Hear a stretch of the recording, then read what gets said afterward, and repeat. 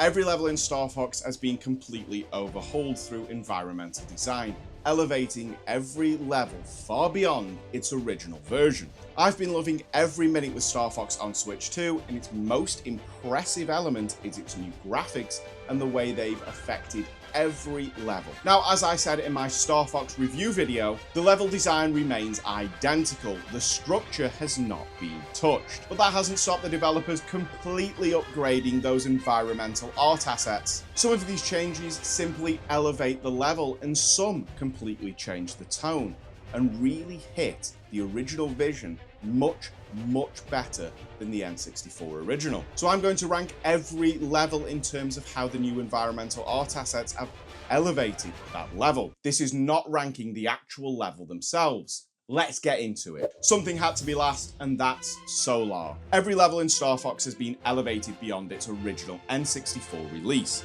including Solar. But it's a super simple environment. Being the surface of a sun, there's not a lot to work with here thematically. The developers obviously create much better lava materials, and the level looks fantastic. There's not really much else to say. It's fire and lava. That's why it's last. Fucina is next, and this is one of my favourite levels of the original because we're introduced to Starwolf and we get true dogfighting. It felt incredible to relive this stage with the new dialogue and visuals. However, it's snow. It's just snow in a building. Again, like Solar, there's not a lot to do here. We do get to see the updated design of the Wolfen ships, and that's sick. Look, there's a reason these are low on the list, and it's because these are small arenas with not a lot going on in the original game. So there's not a lot here to enhance. It is enhanced though, and Hoth... No, that's not it. Sorry, Fucina has never looked better. Bols is not the best level, but it is a fairly unique feeling level.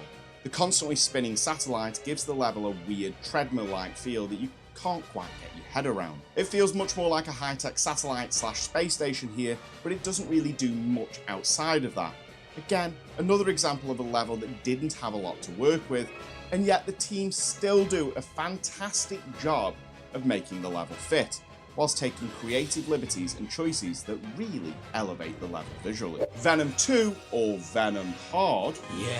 Yes, we recall replicating. Venom 2 is another bare bones level. There really isn't much to do with it, and the tone of the level is left pretty much unaltered.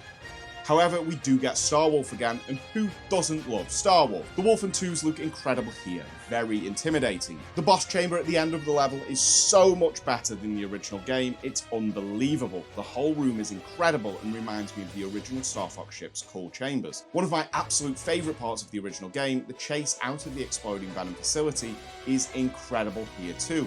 The suppressed audio in this section really elevates the tense and bewildering experience that's happening as Fox's dad, James, seemingly leads him to safety. That's Fox's dead dad? Use the Force, Fox? You don't believe in the Force, do you? Zone S. Honestly, this was probably one of the best looking levels on the original, and the new version is no different. It feels incredibly detailed and full of enemies. I wish I could put it higher, but the N64 did an incredible job of presenting this level so well. In fact, there's not a lot to improve on. The updated visuals look incredible, but the vibe and feel of the level is largely the exact same. The new environmental assets, particularly the water, of course, are all fantastic, but there's not a lot environment-wise to go off of here. It's largely made up of enemy ships and sea vessels with some cool and interesting native wildlife thrown in. Zone S looks incredible, but it did on the N64 too. Aquas, this is kind of the same as Zone S. The N64 game absolutely nailed this level. The vibe, the atmosphere, it had such a unique feel in the original game, and it does here too. This is also the only level that you could argue, maybe, in some respects, the OG N64 version has an edge. Maybe. I do think overall though, Aquas has never looked better, and the deep dark depths of the ocean really feel scary, and like some unknown horrible abomination of a sea creature could come out of the depths at any time. And they do, repeatedly. Macbeth! No, not the Shakespeare play, the incredible train level from Star Fox. I really struggled with this because just like Zone S and Aquas, this level looked incredible on the original N64. It's also one of my absolute favourite levels, and it is again here. It plays so well, and I love seeing the rest of Team Star Fox fly overhead as I do battle in the Landmaster. Again, Macbeth has never looked better. The tone and atmosphere of the original game is completely intact and elevated here. Such a fun level to play. Sector Z. Now we get to some real improvements. Sector Z was always one of my favourite levels. I loved having to defend the Great Fox and the rest of the team from incoming missiles and enemies. Add in the added time pressure and you've got yourself a winning level. Every other level, Team Star Fox is on the attack, but Sector Z puts us on the defense. Now doing it amongst incredible amounts of mechanical debris really makes it feel like the Great Fox could join the masses of space junk at any moment. The general vastness of space and also the beauty of nebulas and star systems really shines here too. The original N64 game often has black backgrounds with white stars, but this new Switch 2 version really delivers on the explosions of colour that can be found in space. Venom 1, or Venom Easy, Didn't he trust us? Eddie! Ashley! is another level that for the most part retains the vibe of the original very closely. And that's no negative. It looks incredible now with the new graphics, and the new dialogue really builds the hype and tension, as well as the camaraderie of Team Star Fox. Where this level excels is the temple run as we face off against the weird stone robot running boss ape thing. It looks incredible, like we're descending into a trap-filled tomb from Indiana Jones. There's been a lot of Lucasfilm references in this video. But then when we travel through the tunnels leading to Andross's lair, and the lair itself, it's so much better than the original game. It feels like a true boss arena, and also narratively makes so much more sense than the original. Titania is a level I'm not fond of, not just because you can only really come here if you suck at the game and let Slippy get slapped. But I think it's probably the worst designed level in the game. It's too ambitious for its scale, and it can be frustrating at points. However, the new version really does the job of selling this as being a barren, harsh, stormy desert wasteland. Not to say the N64 version didn't, but the added graphical fidelity really goes to work here for the tone of the level. Katina, one of my favourite levels in the OG game, with its obvious reference to the movie Independence Day. It's a great level, putting you in the thick of a large-scale dogfight where you can actually shoot down allies, adds a layer of pressure and narrative that elevates this level, both now and on the original N64. Here we feel like we're in a massive space, an open marshland with a building at its centre. This is where we really feel that new draw distance because the size of the level is unchanged, and yet it feels absolutely huge. We also get a thematic change, with the original feeling like a desert with some sort of ancient pyramid structure. This feels much more like Yavin from Star Wars. Seriously, they're not shying away from their Star Wars inspirations with this version. Audio is also a big deal in this level, with the mothership's audio signalling its arrival and the sound effects really letting the player know when it's time to attack. Area 6. What an incredible level. This is a true power fantasy of a level, blasting your way through the enemy armada with the music absolutely killing it. You feel like an unstoppable force, with the Great Fox even lending assistance to really drive home how badass Team Star Fox is. The level has never felt better. The sheer panic of the enemy forces as Fox and his team lay waste to them in stylish, efficient fashion. But the N64 version almost felt this good too. I'd have put this much higher if it wasn't for the fact that they absolutely nailed this level originally. We then get that power fantasy flipped when we face the difficult Gorgon boss, and this feels slightly harder than the original here, really making us feel the tide turn against us. Area 6 is an incredible level that sums up how amazing Star Fox can be. Meteo is a level that I think is almost as iconic as Corneria. Flying through the barren, seemingly lifeless asteroid belt before finding enemies lying in wait is an incredible experience. The new version, however, is so much better. The green gases in the distance swirling with the planet down below, as well as the increased draw distance that makes you truly feel the vastness of space, like the original N64 version could only dream of. It's not hard to see why they chose this level for the demo. A spectacular showcase of the game that finally makes a level that should feel vast and endless exactly that. I also love that if we enter the wormhole, it's so similar to the original. They didn't feel pressured into making this make sense.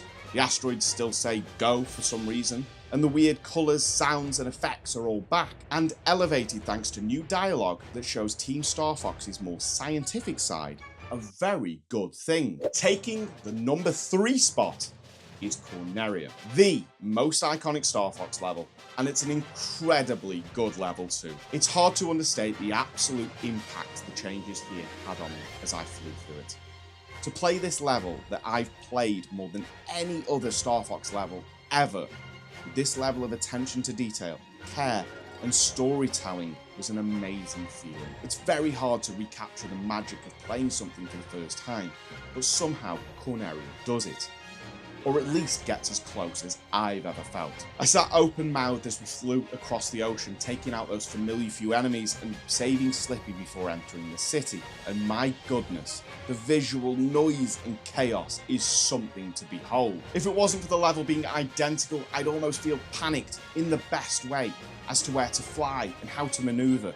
But that muscle memory kicked in and a smile spread across my face as I flew through plumes of smoke and past fires and destruction the original game couldn't even dream of presenting to us. Corneria is reborn and better than I ever imagined it could be. What an absolute joy to experience this level for the first time again. Second place goes to Sector Y. It's hard to imagine it getting better than Corneria, but Sector Y absolutely delivers. I almost put this at number 1 because the tone of this level is forever changed. I think the original game didn't quite succeed in what it was trying to present here, with Cornerian fleet being in trouble by an ambush from Andross's forces. The new 2026 version, however, we absolutely do feel that, from incredible shipwrecks to ships decloaking in front of us and opening fire right in our faces, with missiles flying and enemy fighters streaming towards us, this level has never, ever felt better. The lighting, the colours and the presentation here completely transforms Sector Y into something that almost rivals Area 6. It goes from being a great level to an absolute masterpiece that is elevated in every single way, and yet the level design remains untouched.